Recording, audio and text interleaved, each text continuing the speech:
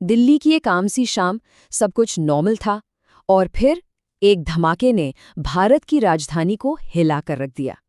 लाल किले के पास हुआ ये हमला सिर्फ एक हमला नहीं था, ये एक ऐसी साजिश थी जिसने हमारे समाज के सामने कई मुश्किल सवाल खड़े कर दिए। चलिए इस पूरी साजिश की परतों को खोलते हैं। आवाज इतनी तेज थी कि कान के पर्दे फट गए।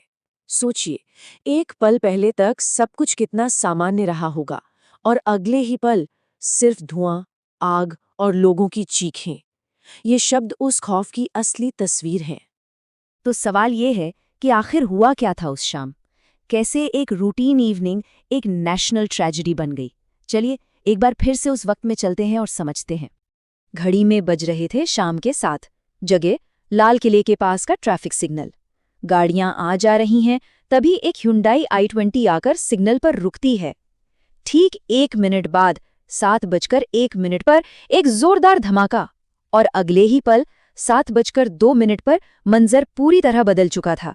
आसपास की गाड़ियां जल रही थीं और चारों तरफ बस भगदड़। इस हमले की जो कीमत चुकाई गई वो बहुत भारी थी। 8 लोग, 8 जाने, जो उस शाम अपने घर लौटने वाले थे, कभी नहीं लौट पाए। और सिर्फ इतना ही नहीं, 20 से भी ज्यादा लोग घायल हुए, कुछ जिस्म से, कुछ जहन से। इनमें बच्चे थे, औरतें थीं, बड़े बुजुर्ग थे। सोचिए कितने ही परिवारों को जिंदगी भर का एक ना भरने वाला जख्म मिल गया। धमाके की आवाज अभी हवा में ही थी कि जांच एजेंसियां मौके पर पहुंच चुकी थीं, और वहां पहुंचते ही सबसे पहला और सबसे बड़ा सवाल सबके दिमाग में एक ही था। क्या ये सिर्फ एक हादसा है या फिर एक सोची समझी साजिश? शुरू में तो हर किसी को यही लगा, भाई हो सकता है कार का टायर फट गया हो या फिर सीएनजी सिलेंडर ब्लास्ट हो गया हो। बिल्कुल यही लग रहा था। लेकिन जैसे जैसे जांच की परतें खुलने लगीं, एक बहुत ही डरावनी सच्चाई सामने आ रही थी। और फिर फोरेंसिक टीम को मलबे में से कुछ ऐसा मिला जिसने केस की पूरी दिशा ही बदल दी। उन्हें मिले मिलिट्री ग्रेड एक्सप्लोजिव के निशान। अब ये कोई आम विस्फोटक नहीं होता, ये PTN जैसा पावरफुल सब्सटेंस होता है जो सिर्फ सेना के इस्तेमाल के लिए होता है। पब्लिक के पास तो ये हो ही नहीं सकता। तो बस अब ये बात शीशे की तरह साफ थी। ये कोई हादसा नहीं था, ये एक आतंकवादी हमला था। तो अब जब ये तय हो गया कि ये एक हमला है, तो सारी इन्वेस्टिगेशंस का फोकस आ गया उस Hyundai i20 कार पर।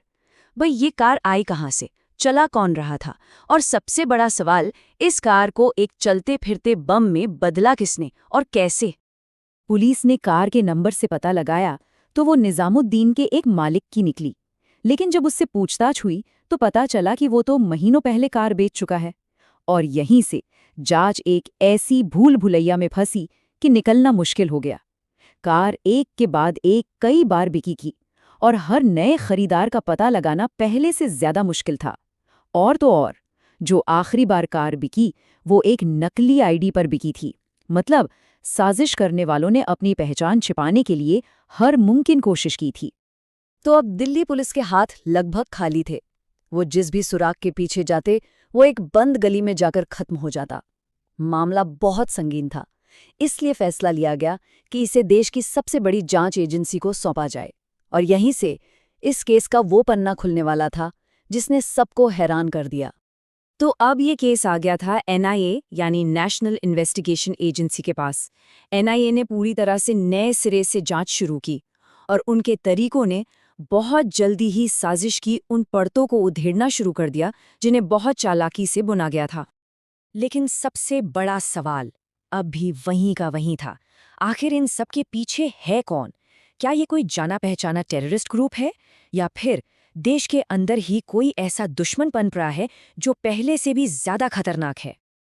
और NIA की जांच में जो सामने आया उसने पूरे देश को सचमुच हिलाकर रख दिया। इस हमले के पीछे कोई आम अपराधी या कट्टरपंथी नहीं थे, ये थे व्हाइट कॉलर आतंकवादी। जी हां, आपने सही सुना। डॉक्टर्स, सॉफ्टवेयर इंजीनियर्स, पढ़े लिखे प्रोफेशनल्स, वो लोग जिनसे समाज को बनाने की उम्मीद की जाती है, वही उसे तोड़ने निकले थे।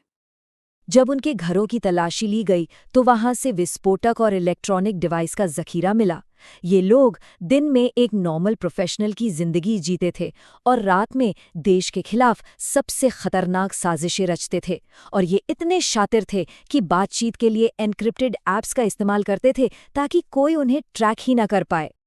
इस हमले का पर्दाफाश होना और इन लोगों की पहचान सामने आना, ये सिर्फ एक केस का सुलझना नहीं था। ये हमारे समाज के विश्वास पर एक बहुत बड़ा हमला था। इसने कई मुश्किल सवाल खड़े कर दिए। मेरा बेटा ऑफिस से लौट रहा था। बस एक पल में सब खत्म हो गया।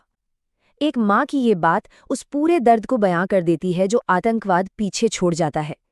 ये सिर्फ 8 या 20 के आंकड़े नहीं हैं, ये उजड़े हुए परिवार हैं, टूटे हुए सपने हैं।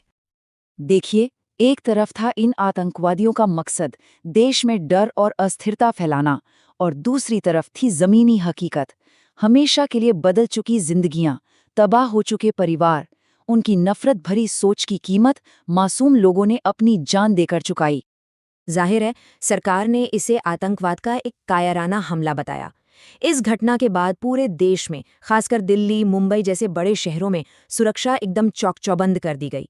हर जगह हाई अलर्ट था, एक डर का माहौल जो हवा में महसूस किया जा सकता था। लेकिन ये हमला अपने पीछे कई अनसुलझे सवाल छोड़ गया। सबसे बड़ा सवाल यही कि जब समाज के सबसे पढ़े लिखे, सबसे काबिल लोग ही नफरत का रास्ता चुन लें, तो फिर भरोसा किस पर किया जाए? ये घटना सोचने पर मजबूर करती है कि हम अपने ही देश में आखिर कितने सुरक्षित हैं।